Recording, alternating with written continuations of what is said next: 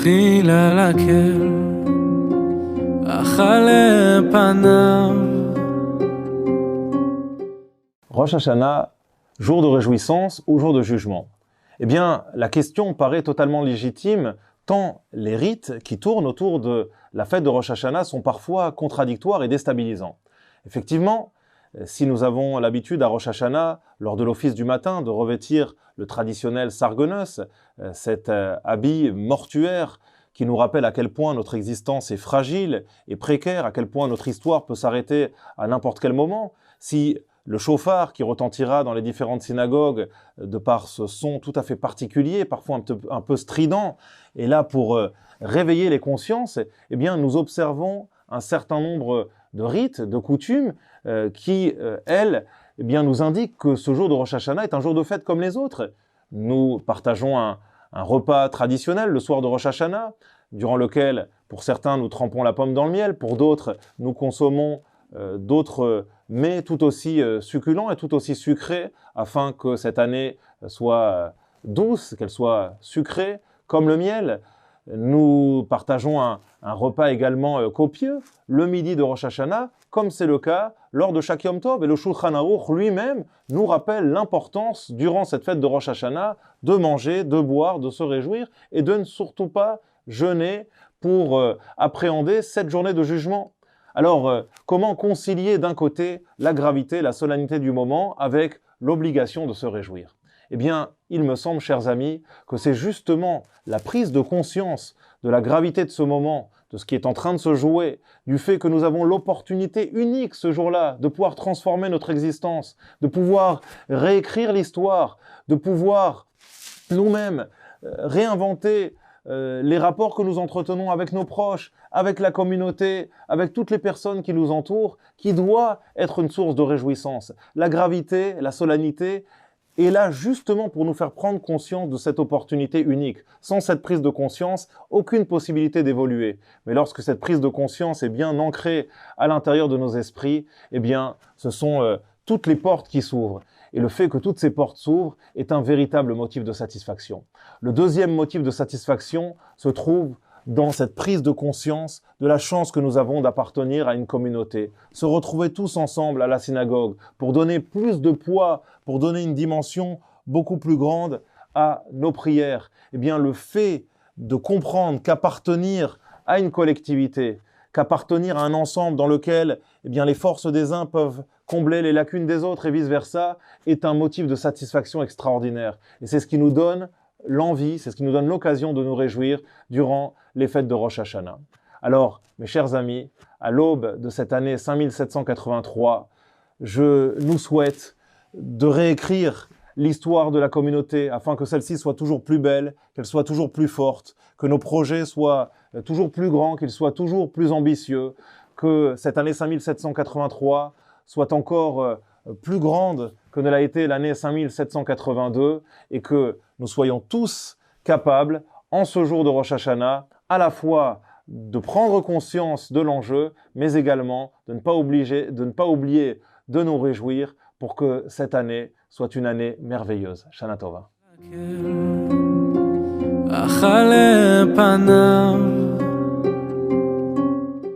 Si quelqu'un n'avait jamais vécu Rosh Hashanah comme nous le vivons, et simplement lisait ce qui est écrit dans la Torah, et rentre dans nos synagogues, il serait bien surpris.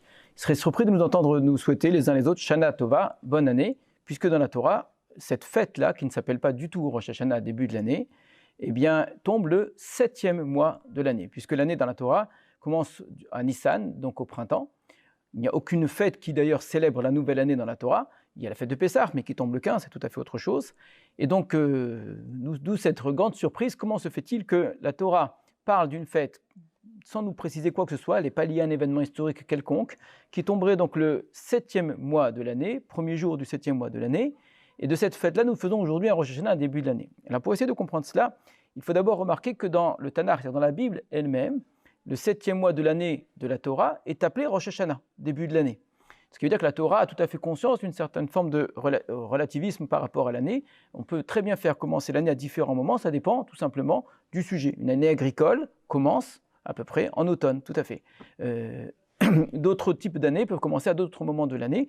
Donc c'est une sorte de convention, l'année en vérité, l'année historique, l'année du peuple d'Israël. Elle commence en Nissan avec la sortie d'Égypte. Alors, où voit-on que le début de l'année est appelé Rosh Hashanah en Tishri, donc au 7e mois? Dans le livre de Yecheskel, le prophète Yecheskel parle du début de l'année en disant que le 10e jour de Rosh Hashanah, le 10e jour du début de l'année encore, évidemment pas de la fête de Rosh Hashanah, en parlant du jour de Yom Kippour. Donc on voit bien que le prophète Yecheskel a conscience qu'une année commence, d'un certain point de vue, durant le mois de Tishri. On trouve ça dans la Torah aussi en vérité. Pas avec le mot Rosh Hashanah, mais quand on nous dit que la fête de Sukkot est Tekufat Hashanah. Tekufat Hashanah, c'est-à-dire à la fin d'un cycle de l'année. Ou bien lorsqu'on nous dit que les esclaves seront libérés à la 50e année, à partir de Yom Kippour, là aussi, comme pour Yecheskel, ce qui est une sorte de Rosh Hashanah, un nouveau début d'année. Ce qui veut dire que l'année commence, là encore une fois, en Tishri. Donc de fait, la Torah ne nous présente pas le mois de Tishri comme une nouvelle année. Par contre, elle nous dit qu'il y a une fête le premier jour de ce 7e mois-là. Pourquoi la Torah ne nous dit pas que c'est une nouvelle année? Parce que justement, ça n'est pas une dimension historique, ça n'est pas le côté national du peuple d'Israël avec son vécu qui fait du mois de Tishri une nouvelle année. La nouvelle année qui commence en Tishri l'a toujours été d'une certaine façon depuis la création du monde. On pourrait dire une sorte de nouvelle année universelle. Et à ce titre-là, en tant que tel, ça ne suffit pas pour en faire une fête pour le peuple d'Israël. C'est qu'il y a autre chose encore dans la fête de Rosh Hashanah, qui en fait en vérité le 7e mois de l'année. Évidemment, le chiffre 7, cette fois-ci, devient symbolique. Et ce que nous dit la Torah, c'est que durant ce jour-là, eh bien, il y a une notion de souvenir et une notion de sonnerie. C'est tout ce que l'on sait. Souvenir et sonnerie. Alors, qui se souvient, sonnerie, pourquoi? La Torah ne nous le dit pas. Alors, pour ça, il faut regarder là aussi dans les textes, où est-ce qu'on voit cette notion-là. Le souvenir et la sonnerie sont souvent associés d'ailleurs, puisqu'on nous dit que durant toutes les fêtes, on sonnait des chatzotzrot, des trompettes, en souvenir, et là il s'agit d'un souvenir que doit avoir Dieu pour le peuple d'Israël. Dieu se souvient, de manière à ce que notre souvenir vienne devant Dieu. Donc Rosh Hashanah, par excellence, plus que toutes les autres fêtes, est un jour où Dieu doit se souvenir. Alors nous, évidemment, on l'a transformé, c'est nous qui nous souvenons de l'année passée, de ce que nous avons fait, etc. Mais à l'origine, et c'est évidemment encore vrai jusqu'à maintenant, Rosh Hashanah est avant tout un moment où on doit penser que Dieu se souvient de toutes ces créatures et de chacun d'entre nous en particulier. Ça, c'est la première idée. Deuxième idée, on a dit la sonnerie. Que signifie la sonnerie? Eh bien, tout simplement, à différents endroits dans la Bible, dans le Tanakh, on voit que la sonnerie est associée à la royauté et de manière plus précise au moment où un roi devient roi, une intronisation. Donc, je vais vous donner quelques exemples de cela. Lorsque on dit concernant Dieu lui-même, Kol ha'amim tiku chaf, je suis au psaume 47, que toutes les nations frappent des mains, etc., qui crient vers Dieu avec allégresse, etc., car qui Hachem Elion Nora, car Hachem est très élevé, il est terrible. Meler Gadol, c'est un grand roi, le Kol Haaretz. Donc, et comment est-ce qu'on va exprimer cette royauté? On va dire tout simplement, Allah Elokim bitroa Hachem bekol shofar, Dieu s'élève par la teroa, donc la sonnerie ici du shofar, avec le son du shofar. On trouve également dans le psaume 98, Bahatzotzrod bekol shofar, avec des trompettes et des sons de shofar, Hari ou lifne Melech Hachem, eh bien, sonner devant le roi Hachem. Alors si on dit oui, mais ça c'est peut-être particulier à Dieu, on parle de sonnerie, en vérité on le voit que de manière beaucoup plus terre à terre, chaque fois qu'un roi était nommé, il y avait des sonneries de chauffard ou des sonneries tout court qui étaient associées. Par exemple, le prophète Samuel, dans le livre de Samuel, il est écrit que lorsque le fils de David a voulu prendre sa place, il y a eu un coup d'État, il est devenu roi. Comment est-ce qu'on a annoncé à tout le monde que Avshalom devenait roi? On disait, quand vous entendrez le son du chauffard, vous direz, Malach Avshalom bechevron, Avshalom a régné. Donc on voit que la sonnerie du chauffard est associée à une intronisation. De la même manière, dans le livre des rois, c'est le roi David qui dit comment est-ce qu'il va falloir introniser son fils Salomon, Shlomo, et il dit, Utkatem bashofar, vous sonnerez avec le chauffard, vous direz, Yechi ameler Shlomo, que vive le roi Shlomo. De la même manière, plus tard, le roi Jéhu, ils ont sonné chauffard, ils ont dit, Jéhu s'est mis à régner. Ce qui veut dire que le 7e mois de l'année hébraïque, de l'année historique du peuple d'Israël, celle qui commence avec la sortie d'Égypte, est un mois qui va être consacré à la royauté de Dieu. Le premier mois, c'est l'histoire d'Israël, c'est le peuple d'Israël qui sort d'Égypte, le peuple d'Israël qui acquiert sa liberté, qui commence à exister. Et petit à petit, quand le peuple d'Israël est mûr, il est en mesure de clamer, de proclamer et donc de sonner du chauffard pour introniser Dieu. Alors on pourrait dire, mais Dieu précède Israël. Bien sûr que Dieu précède Israël dans la création. Mais dans l'histoire, Israël précède l'intronisation de Dieu, puisque le rôle d'Israël, c'est d'annoncer et de proclamer cette royauté. C'est ce que nous faisons à Rosh Hashanah en sonnant du shofar. C'est ce que nous faisons en rappelant que Dieu se souvient de chacune de ses créatures et de nous en particulier. Et c'est ce que nous faisons, si l'on fait bien attention, à toutes nos prières, où le terme Meler, le terme roi, revient très souvent. Alors évidemment, il faut se souhaiter Shana Tova. Bonne année, c'est une nouvelle année qui commence.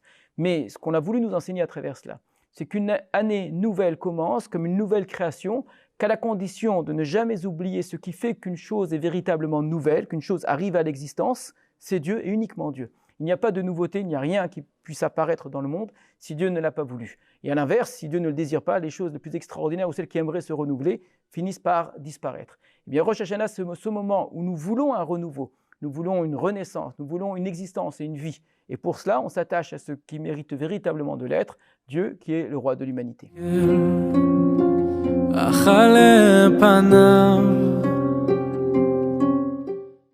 Bonjour à toutes et à tous. Nous sommes la veille d'une nouvelle année, la veille de Rosh Hashanah 5783. La particularité de Rosh Hashanah, bien que ce soit un jour de jugement, ce jour de jugement se fait le premier jour de l'année. Il ne concerne pas l'année passée. Parce que s'il fallait nous juger essentiellement sur l'année passée, on aurait dû faire Rosh Hashanah le dernier jour de l'année 5782. Or, le jour de Rosh Hashanah est précisément le premier jour de l'année 5783. Qu'y a-t-il à juger? Le premier jour d'une nouvelle année. Nous n'avons encore rien fait de concret. La particularité de Rosh Hashanah est que on nous juge sur nos ambitions futures. Quelles sont nos nouvelles dispositions à la veille de cette nouvelle année? En fait, tout est résolument tourné vers l'avenir. D'ailleurs, pratiquement parlant, pendant les prières de Rosh Hashanah, nous n'évoquons pas nos fautes, nous ne demandons pas le pardon des fautes, nous ne faisons pas de tachanoun. Que prions-nous le jour de Rosh Hashanah pratiquement? Nous prions pour un dévoilement plus grand de la présence divine. Ce qui nous importe, c'est cette résolution à se constituer un plus fidèle sujet de notre roi, de Dieu. C'est ça l'essentiel de ce qui est prié et de ce qui est dit pendant le jour de Rosh Hashanah, et c'est sur ces résolutions d'avenir que nous sommes jugés, et en fonction desquelles, ce jour-là, Kadosh Baruch Hu, Dieu nous accordera tous les moyens de pouvoir mettre en place, de pouvoir réaliser nos ambitions nouvelles. C'est exactement l'esprit de ce fameux Seder que nous réalisons le premier soir et le deuxième soir de Rosh Hashanah.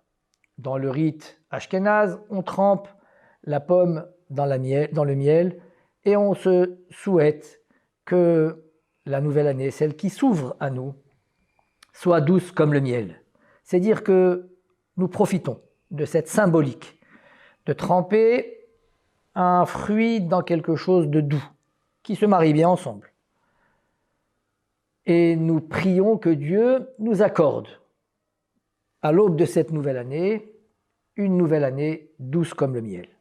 Dans le rite séfarade, il y a d'autres ingrédients, comme les grains de sésame, comme les grenades, comme les blettes. Nous disons que nous soyons pleins de mitzvot, remplis de mitzvot, comme les grains de grenade.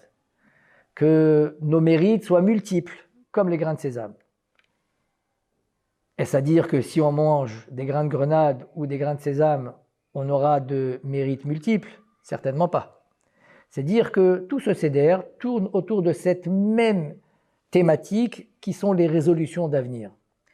Pour nous, ce qui est important, c'est au moment où nous consommons ces fruits avec beaucoup de graines, comme les grenades, comme les grains de sésame, ce sont des moments qui nous interpellent pour pouvoir prier que Dieu nous accorde une année de disponibilité, de santé, de possibilité de réaliser de nombreuses mitzvot comme les grains de grenade ou comme les grains de sésame.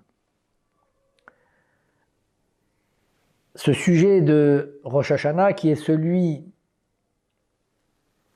de vouloir que le dévoilement divin soit plus grand, que la royauté divine soit plus apparente, en fait, c'est aussi sur cela qu'est construit ce fameux long moussaf que nous avons à Rosh Hashanah, qui comprend 3 grands axes. Ce que l'on appelle les malchouyot, c'est-à-dire proclamer la royauté divine. Zichronot, c'est savoir combien on est résolument prêt à nous souvenir au quotidien de la présence divine. Et enfin, cela s'éveille en nous par les sons du shofar. Nous le savons, les sons du shofar sont des pleurs. Ce sont des sons qui sont longs d'abord et saccadés, puis en plus courts et saccadés, les sanglots se font plus courts, mais c'est un pleur. En fait, en ce début d'année, lorsque l'on fait le bilan de la manière dont nous avons proclamé la royauté divine l'année dernière, la manière dont nous avons inscrit dans notre quotidien la présence divine l'année dernière, c'est certainement insuffisant. Ça éveille chez nous des pleurs intérieures. Et cela stimule chez nous cette envie de vouloir, cette année qui s'ouvre à nous, proclamer la royauté divine de façon plus intense, inscrire dans notre quotidien une présence divine plus fréquente.